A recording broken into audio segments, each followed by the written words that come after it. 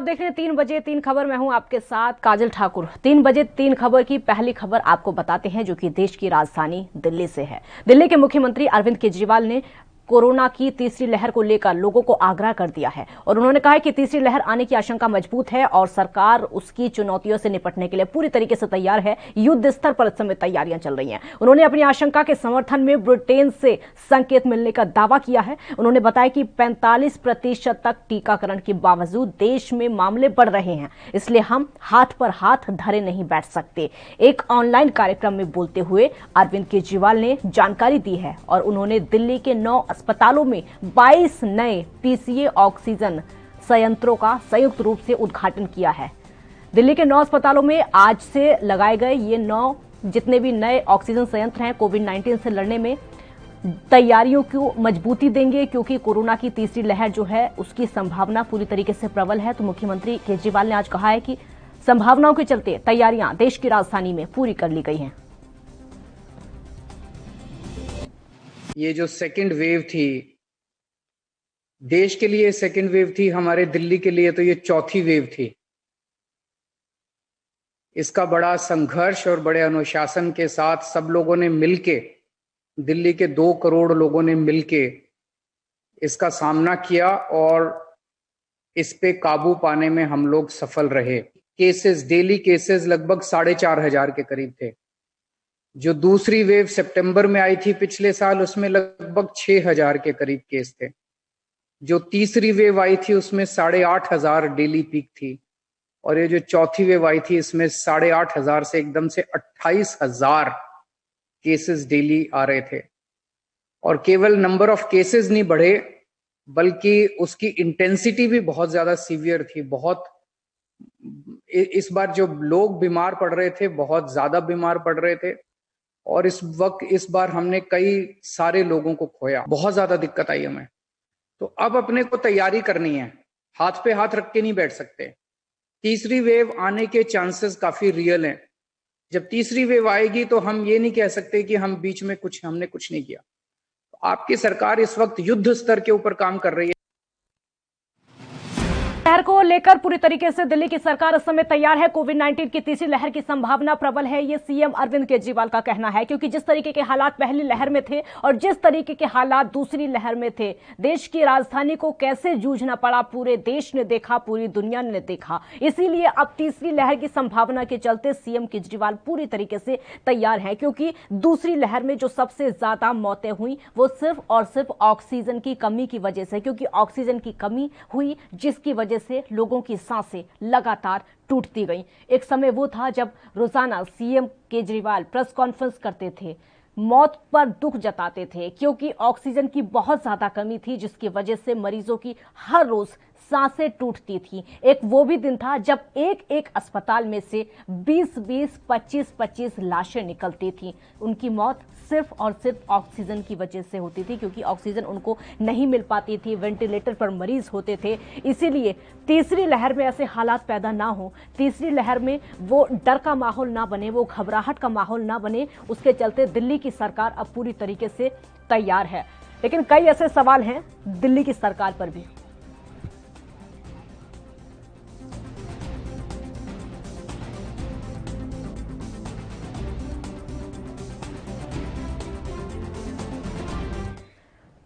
इस समय हमारे साथ अनिल अग्रवाल, राज्यसभा सांसद, बीजेपी से जुड़ चुके हैं। अनिल अग्रवाल जी, बहुत स्वागत है आपका एएनबी न्यूज पर। नमस्कार काजल जी। अनिल अग्रवाल जी, अब दिल्ली की सरकार पूरी तरीके से तैयार है, क्योंकि दूसरी लहर को हमने देख लिया, उससे पहले पहली लहर को भी हमने देखा था। इस बार दूसरी लहर में सबसे ज्यादा जो ठीकरा फोड़ा गया सिर्फ केंद्र सरकार की तरफ, चाहे वो ऑक्सीजन को लेकर हो या फिर वैक्सीन को लेकर हो। अब सरकार पूरी तरीके से तैयार है, बीजेपी का रिएक्शन? देखिए, दिल्ली सरकार खुद कुछ भी करना नहीं चाहती जी। और पूरी तरह से फेल्योर हो जाते हैं हर मामले में। लेकिन ये पूरा जो ठीकरा है केंद्र सरकार पे फोड़ते हैं, चाहे इनको वैक्सीन का मामला हो, ऑक्सीजन का मामला हो, बेड्स का मामला हो। पहली लहर में भी आपको ध्यान होगा, जब दिल्ली में स्थिति खराब हुई तो स्वयं गृह मंत्री जी सामने आए और उन्होंने आईटीबीपी की मदद से कितना बड़ा अस्पताल लगवाया। इस बार भी केंद्र सरकार ने एडिशनल बेड्स के लिए हॉस्पिटल लगवाए। दिल्ली को अगर आबादी के अनुपात से देखा जाए तो सारी चीजें सर्वाधिक दी जाती हैं, लेकिन इनका जो मैनेजमेंट है वो बहुत खराब है और उसकी वजह से प्रॉब्लम्स आती हैं।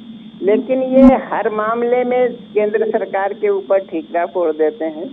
केजरीवाल जी बजाय मैनेजमेंट करने के वो इस बात का मैनेजमेंट किया करते हैं कि किस प्रकार से मोदी जी और भारत सरकार को बदनाम किया जाए। अनिल अग्रवाल जी बड़ी उम्मीदों के साथ में सीएम केजरीवाल ने कहा है कि हमने तीसरी लहर को लेकर तैयारियां पूरी कर ली हैं ताकि दूसरी लहर जैसे हालात पैदा ना हो, पहली लहर जैसे हालात एक बार फिर से पैदा ना हो। एक मिनट मेरा सवाल पूरा होने दीजिए। अब वो कह रहे हैं कि बहुत उम्मीदें हैं। क्या बीजेपी को ऐसा लगता है कि अब जो समय आएगा, अब जो तीसरी लहर आएगी, उसमें केंद्र सरकार पर ठीकरा नहीं फोड़ा जाएगा? आपको लगता है ऐसा? नहीं, देखिए, अभी मोदी जी ने घोषणा की कि वो सबको वैक्सीन देंगे जी। उस पे भी डिप्टी सीएम और सीएम साहब ने जो है प्रश्नवाचक जो है सवाल डाल दिए। तो इनके लिए आप कुछ भी कर दीजिए, वो राजनीति से बाज नहीं आते हैं। केजरीवाल जी केवल ये मैनेजमेंट करते हैं मीडिया के माध्यम से कि किस प्रकार केंद्र सरकार को बदनाम किया जाए। और आप देखिए उनका बजट, उनके पास एमसीडी कर्मचारियों को वेतन देने के लिए नहीं है, लेकिन करोड़ों रुपए का जो उन्होंने है विज्ञापन जारी करके अपनी फोटो लगा के उसकी उपलब्धियां गिनाने में लगे रहते हैं। और ये जरा स्पष्ट तो करें कि तीसरी लहर के लिए इन्होंने क्या क्या तैयारी की है, कितने आईसीयू बेड्स बढ़ाए हैं, कितने इन्होंने पीडियाट्रिक अनिल आईसीयू अग्रवाल बढ़ाए जी, हैं। अब वो तो आप पर ही आरोप लगा देते हैं। अनिल अग्रवाल जी, वो तो सीधे कहते हैं कि जैसी हालत इस समय दिल्ली के स्कूलों की है उससे बहुत शानदार स्कूल पंजाब के हैं।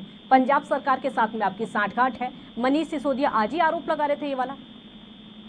अब देखिए, मनीष जी और केजरीवाल जी इसी काम में माहिर हैं कि वो आरोप लगाते रहते हैं। आप देखिए, दिल्ली और उत्तर प्रदेश की तुलना करिए। दिल्ली से लगभग 12 गुना हमारी आबादी ज्यादा है, लेकिन आप देखिए दिल्ली में कितने केसेस थे और यूपी में कितने थे।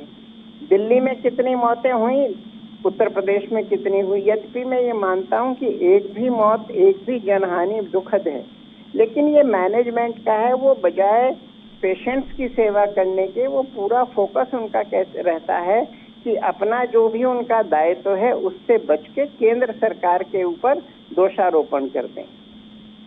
केंद्र सरकार के ऊपर दोषारोपण करने की बात जहां तक कही जा रही है, मैं वैक्सीन को लेकर यहां पर आऊंगी, क्योंकि वैक्सीन को लेकर हमने देखा था लगातार सीएम केजरीवाल आते थे, प्रेस कॉन्फ्रेंस करते थे और बार बार कहते थे कि उनको वैक्सीन नहीं मिल पा रही है, केंद्र सरकार से वैक्सीन नहीं मिल पा रही है, और कई वैक्सीनेशन सेंटर इसी चक्कर में बंद भी हो गए थे। लेकिन हम देख रहे हैं कि वैक्सीनेशन तो लगातार चल रहा है। क्या चल रहा है दिल्ली में?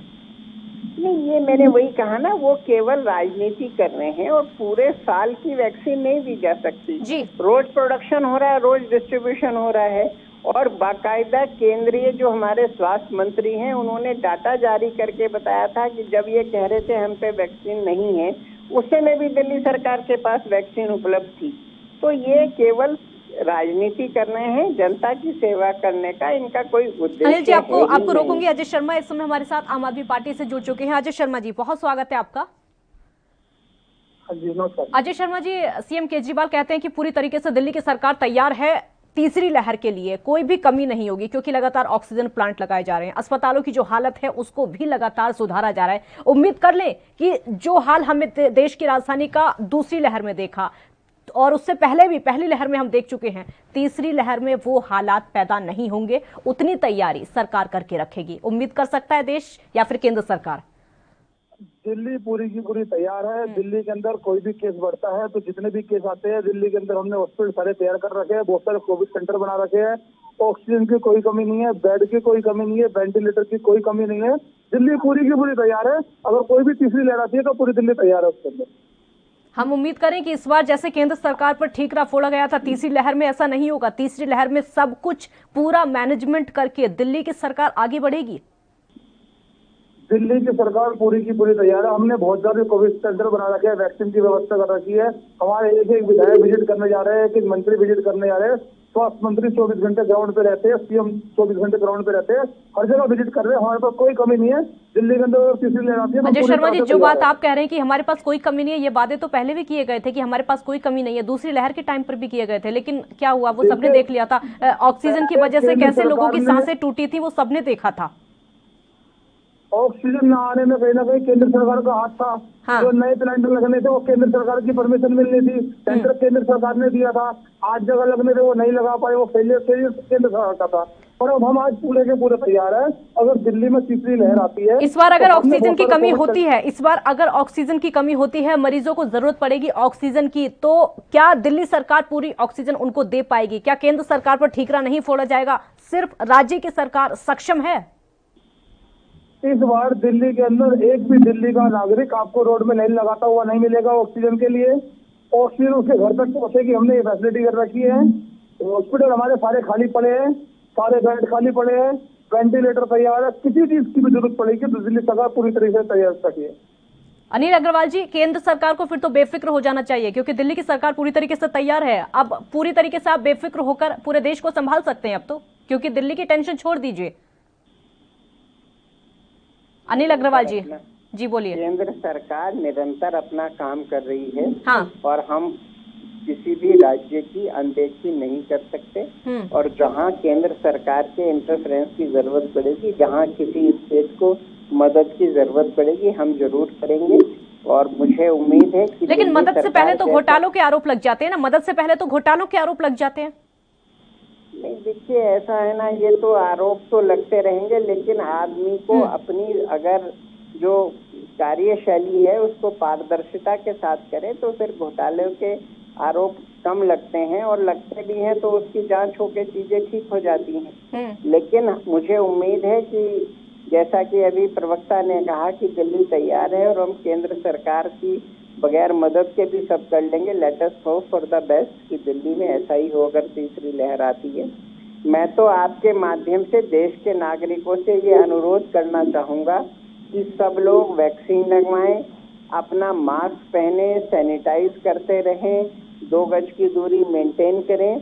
हम तो ईश्वर से प्रार्थना भी करें और अपने आप को तैयार भी रखें और कोशिश करें कि तीसरी लहर आए ही नहीं। अजय शर्मा जी, ठीक है। अजय शर्मा जी, बार बार बीजेपी की तरफ से आरोप लगते आए घोटालों के, और दिल्ली सरकार पर घोटालों के आरोप लगते आए हैं। आरोप ये है कि रोजाना सीएम केजरीवाल प्रेस कॉन्फ्रेंस करते थे और कहते थे कि वैक्सीन खत्म हो चुकी है, वैक्सीनेशन सेंटर धीरे धीरे बंद हो रहे हैं, लेकिन अभी तक वैक्सीनेशन हो रहा है। दिल्ली में अभी तक वैक्सीन है, अस्पतालों में, प्राइवेट अस्पतालों में स्टॉक है, और कहीं ज्यादा मुनाफा भी कमाया जा रहा है। क्या है ये? क्योंकि वैक्सीन तो खत्म हो चुकी थी, अब कहां से वैक्सीन आ रही है?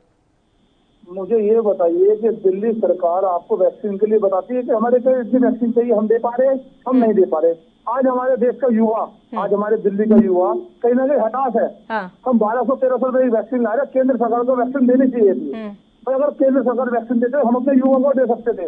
अगर हमारा युवा आगे बढ़ेगा तो देश आगे बढ़ेगा। अगर वैक्सीन युवा को लग जाएगी तो बीमारी से बचेगा, बीमारी घटेगी। हम जगह जगह प्रचार कर रहे हैं, जगह जगह लोगों के बीच में जा रहे हैं कि 45 साल से ऊपर के लोग वैक्सीन लगाइए, और युवा को भी वैक्सीन की जरूरत है। उसमें कहीं ना कहीं केंद्र सरकार को सपोर्ट करनी चाहिए दिल्ली की। अजय शर्मा जी, सवाल मेरा ये नहीं था, मेरा सवाल ये था कि बीजेपी का कहना ये था कि वैक्सीन तो खत्म हो चुकी है, अब वैक्सीन आई कहां से है? क्योंकि पहले पूरी तरीके से कहा जा चुका था कि वैक्सीन सिर्फ 2 दिन की बची है, 4 दिन की बची है, 6 दिन की बची है, बार बार कहा गया था ये। अब बीजेपी की तरफ से सवाल ये आ रहा है कि वैक्सीन आ कहां से रही है? मैं आपकी बात से पूरा सहमत हूँ, मैं इसका आंकड़ा लेके बैठता हूँ। और मुझे अपने वैक्सीन के बारे में मैं तो ये कहना चाहूँ, दिल्ली सरकार जगह जगह लोगों को जागरूक कर रही है। जितनी वैक्सीन आ रही है हम दे भी रहे हैं। जागरूकता की बात नहीं है अजय शर्मा जी, मैं जागरूकता का सवाल आपसे नहीं पूछ रही हूँ। मैंने जागरूकता को लेकर तो सवाल पूछा ही नहीं। मैंने तो ये पूछा कि बीजेपी ये पूछ रही है कि वैक्सीन आ कहां से रही है, क्योंकि वैक्सीन तो खत्म हो चुकी थी, राजधानी में तो वैक्सीन थी नहीं। देखिए, दिल्ली सरकार हर जगह प्रयास कर रही है, जहां से भी कोशिश हो सकती है वैक्सीन मिलने की, वहां से वैक्सीन लेने की कोशिश कर रही है। हमारे दिल्ली के मुख्यमंत्री हर जगह। अजय शर्मा जी, सवाल से किनारा कर रहे हैं आप मेरे। अजय शर्मा जी मेरे सवाल से किनारा कर रहे हैं आप जवाब नहीं दे रहे जो सवाल मैंने आपसे पूछा। मैं आपकी बात का किनारा नहीं कर रहा। हाँ। हमारे दिल्ली के मुख्यमंत्री जगह जगह बात कर रहे हैं, जहां से भी हमें वैक्सीन मिल सकती है वहां से वैक्सीन लाने की कोशिश। ठीक है, सवाल से किनारा कर रहे हैं, जवाब नहीं दे रहे हैं आप। ब्रेक के लिए यहाँ पर रुकना होगा, छोटा सा ब्रेक यहाँ पर लेते जल्द हाजिर होंगे। आप देखते रहिए ANP न्यूज।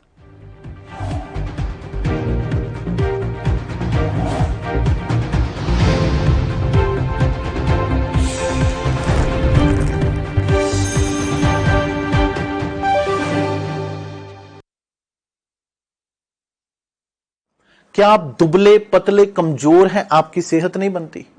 भूख कम लगती है, वजन नहीं बढ़ता? दरअसल मेन बात खाना पीना खाना नहीं है, मेन बात है खाया पिया लगना। और अगर खाया पिया लगेगा ही नहीं तो सेहत बनेगी कैसे? इसलिए हमारी संस्था सन्यासी आयुर्वेदा ने एक ऐसी दवा बनाई है जो कि आपके पाचन तंत्र को, आपके लीवर सिस्टम को ठीक करने का काम करती है, ताकि आप जो भी खाएं उसका पूरे का पूरा निचोड़ आपके शरीर को लगे, आपकी भूख बढ़े, खाया पिया सही से लगे, नया खून बने, हड्डियों में जान आए, वजन बढ़े, ताकत बढ़े, चेहरे पर नूर आए और आप मोटे तगड़े खूबसूरत पर्सनैलिटी के मालिक बन जाएं। यह दवा पूरी तरह से आयुर्वेदिक होती है। इसका शरीर पर कोई भी साइड इफेक्ट, कोई भी नुकसान या दुष्प्रभाव नहीं होता। लड़के लड़कियां दोनों इसका इस्तेमाल कर सकते हैं और पहले 15 दिन के अंदर ही आपको इसका असर महसूस हो जाएगा। सिर्फ 650 रुपए की पूरे 1 महीने की दवा होती है और आप इसे घर बैठे 01145454545 पर फोन करके दवा मंगवा सकते हैं।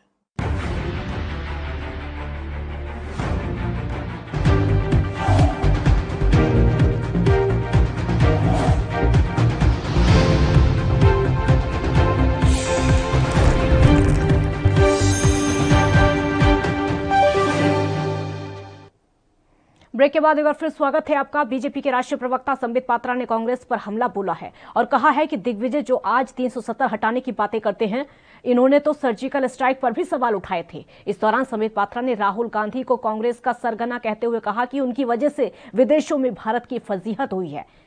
संबित पात्रा ने दिल्ली के सीएम अरविंद केजरीवाल को भी आड़े हाथों लिया। आप भी सुनिए क्या कुछ कहा। बंधुगण, आज सुबह से ही टीवी चैनलों पे एक महत्वपूर्ण विषय चल रहा है, क्लब हाउस। जिस क्लब हाउस में दिग्विजय सिंह, जो कांग्रेस पार्टी के दिग्गज नेता हैं, वो किस प्रकार से बाहर भारत के खिलाफ जहर उगल रहे हैं और किस प्रकार पाकिस्तान के साथ हां में हां मिला रहे हैं, वो हम सब ने आज टीवी चैनलों के माध्यम से सुबह से देखा हुआ है। कोई नई बात नहीं है। ये वही दिग्विजय सिंह है जिन्होंने पुलवामा हमले को एक दुर्घटना मात्र बता दिया था। आतंकवादी घटना बताने से भी वो कतरा रहे थे। ये वही दिग्विजय सिंह है जिन्होंने कहा था 26/11 तो आरएसएस की साजिश है और किस प्रकार से उस समय पाकिस्तान को क्लीन चिट देने का प्रयास किया था। तो दिग्विजय सिंह जी का यह कहना कोई नई बात नहीं। याद होगा आर्टिकल 370 जब एब्रोगेट हुआ था, उसके बाद उन्होंने 25 अगस्त 2019 को एक ट्वीट किया था और उन्होंने कहा था आर्टिकल 370 हटा करके हिंदुस्तान की सरकार ने एक भारी गलती कर दी है और बहुत बड़े रूप में जम्मू कश्मीर में लोगों के ऊपर आक्रमण हो रहा है। हजारों लोगों के, एक बाइट में उन्होंने कहा था पार्लियामेंट के बाहर, हजारों लोग हताहत हो गए हैं, मारे गए हैं और इंडिया में जम्मू कश्मीर में कोई डेमोक्रेसी और लोकतंत्र नहीं है। नतीजा 25 तारीख को राहुल गांधी ये ट्वीट करते हैं और 27 तारीख को 2 दिन बाद एक डोसियर बना करके, एक चिट्ठी लिख करके इमरान खान, पाकिस्तान के राष्ट्राध्यक्ष इमरान खान, इसे यूनाइटेड नेशन, संयुक्त राष्ट्र में डिपॉजिट करते हैं और कहते हैं देखिए ये इंडिया का वक्तव्य है। देखिए अभी अरविंद केजरीवाल जी जो दिल्ली के मुख्यमंत्री हैं, उन्होंने प्रेस कॉन्फ्रेंस किया और उन्होंने प्रेस के माध्यम से संबोधित करते हुए कहा कि वो दिन रात युद्ध स्तर पे 3rd वेव की तैयारी कर रहे हैं, टैंकर इत्यादि ला रहे हैं, ऑक्सीजन प्लांट भी बना रहे हैं, वो सब कुछ कर रहे हैं। मगर हम तो इसमें राजनीति नहीं करना चाहते हैं और ना ही इस विषय को लेकर हम लोग रोज टीवी पे आते हैं। मगर चूंकि आपने सवाल पूछा है, अरविंद जी अगर यही तैयारी 2nd वेव से पहले कर लेते तो कितना बढ़िया होता। 2nd वेव ही नहीं होता।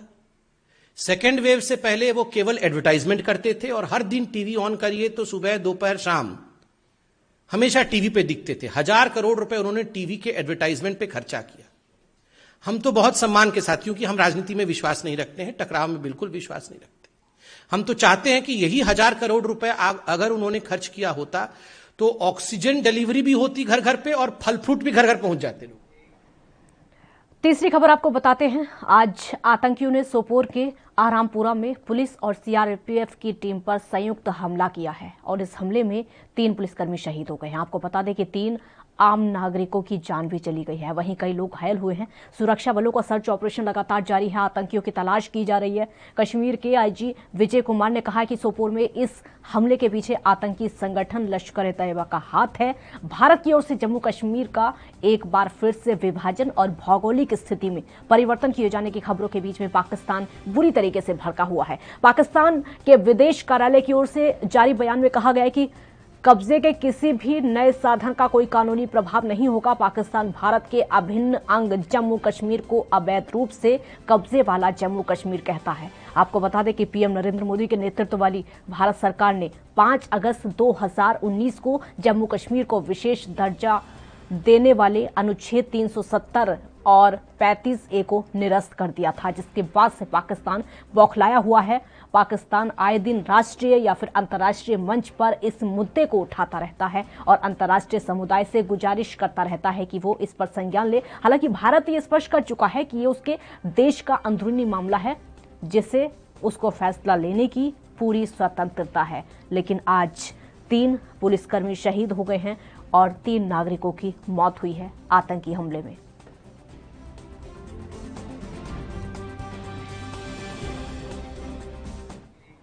एक छोटे से ब्रेक के लिए यहां पर रुकेंगे, जल्द हाजिर होंगे।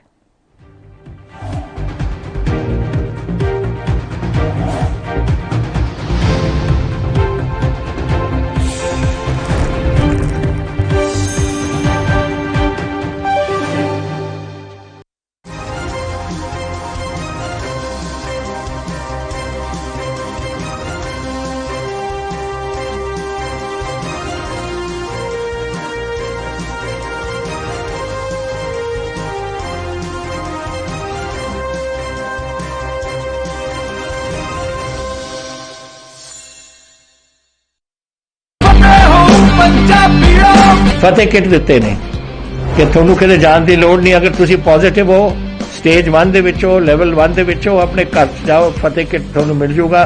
ਬਿਮਾਰੀ ਦਾ ਕੀ ਦਵਾਈ ਲੈਣੀ ਹੈ, कैसे ਲੈਣੀ ਹੈ, ਸਾਰਾ ਕਾਗਜ਼ ਵਿੱਚ ਹੈ। ਕੋਈ ਬੰਦਾ ਆਊਗਾ ਜਿਹੜਾ ਤੁਹਾਨੂੰ ਦੇਊਗਾ ਔਰ ਉਹ ਸਮਝਾਊਗਾ ਵੀ ਤੁਹਾਨੂੰ, ਉਹ ਤੁਸੀਂ ਲਓ।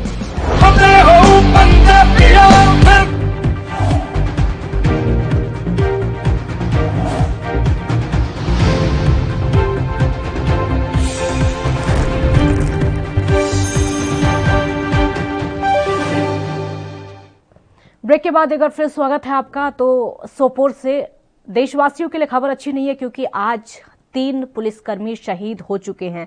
हमारे साथ इस समय रविंद्र श्रीवास्तव संवाददाता जम्मू कश्मीर से जुड़ चुके हैं। रविंद्र, बहुत दुख की खबर ही इसको कहा जाएगा, क्योंकि आज आतंकी हमले में 3 पुलिसकर्मी शहीद और 3 नागरिक भी अपनी जान गंवा चुके हैं। क्या अपडेट है? जी बिल्कुल, देखिए ये कहीं न कहीं जो शनिवार है ये उन पुलिस कर्मियों के लिए काल बन के आया है। और आज आतंकियों की तरफ से सोपोर में हमला किया गया, जिसमें 3 सिविलियन भी जो है वो भी मारे गए हैं और 3 पुलिसकर्मी जो हैं वो शहीद हुए हैं। 5 जो है लोग इसमें जख्मी भी हुए हैं, जिनका इलाज चल रहा है।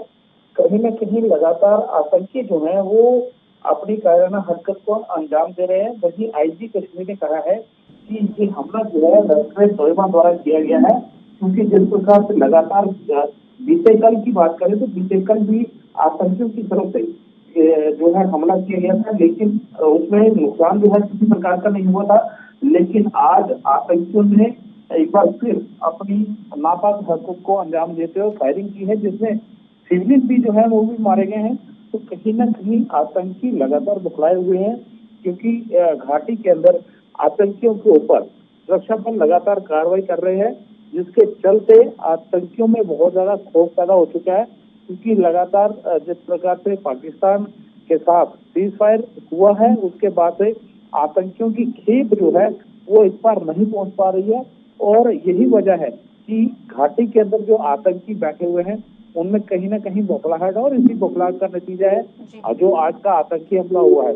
तो कहा जाए ये एक काफी निंदनीय काम किया है आतंकियों की तरफ से। तो ये फिलहाल जो है पूरे इलाके को कॉर्डन किया हुआ है, आतंकियों की तलाश की जा रही है ताकि आतंकियों को उनके अंजाम तक पहुंचाया जा सके। रविंद्र, हम आमतौर पर खबरें भी सुनते रहते हैं कि जो आम नागरिक हैं वहां के, उनकी जान चली जाती है, उनकी मौत हो जाती है आतंकी हमले में। इस बार भी 3 नागरिकों की जान जा चुकी है। इस बार का जो हमला है, आतंकी हमला, किस तरीके से वो नागरिक चपेट में आए? जी देखिए, ये जो नाका पार्टी थी सोपुर में, जहां पर कहा जाए आतंकियों ने हमला किया है, वहां पर सिविलियन भी थे। जब आतंकियों ने नाका पार्टी के ऊपर फायरिंग की है तो उसकी चपेट में सिविलियन भी आए हैं। हालांकि अमूमन देखा जाता है कि आतंकी जो है सुरक्षा बलों को ही निशाना बनाते हैं, लेकिन कभी ना कभी बीच में सिविलियन भी, जब भी कभी ग्रेनेड हमला होता है उसमें सिविलियन भी चपेट में आ जाते हैं, कई बार सिविलियन मारे भी जाते हैं। तो यही वजह है कि आज भी जो आतंकी की तरफ से हमला हुआ है तो उसमें कहीं ना कहीं सिविलियन भी मारे गए हैं। आतंकी अब ये नहीं देख रहे हैं कि खाली सुरक्षा बलों को निशाना बनाया जाए। रविंद्र, इस हमले को लेकर अभी क्या अपडेट है? क्या सर्च ऑपरेशन अभी तक चल रहा है या फिर बंद हो चुका है? जी बिल्कुल, सर्च ऑपरेशन को अभी भी चलाया जा रहा है। लगातार आतंकियों की तलाश जो है वो पूरे सोपुर में चलाई जा रही है। कहीं ना कहीं आतंकियों का दर्द दबोचने के लिए, उनको उनके अंजाम तक पहुंचाने के लिए लगातार सुरक्षा बल जो है वो ऑपरेशन जो है अपना उसको चलाए हुए हैं और जल्द ही उन आतंकियों को उनके अंजाम तक पहुंचाया जाए। बहुत शुक्रिया रविंद्र आपका इस पूरी जानकारी के लिए। तो पाकिस्तान जिस तरीके से नापाक हरकतें लगातार करता है, आज एक बार फिर से आतंकी हमले में 3 पुलिसकर्मी शहीद हो चुके हैं और 3 नागरिक अपनी जान गंवा चुके हैं। 3 बजे 3 खबर में फिलहाल इतना ही। आप देखते रहिए ANB न्यूज। नमस्कार।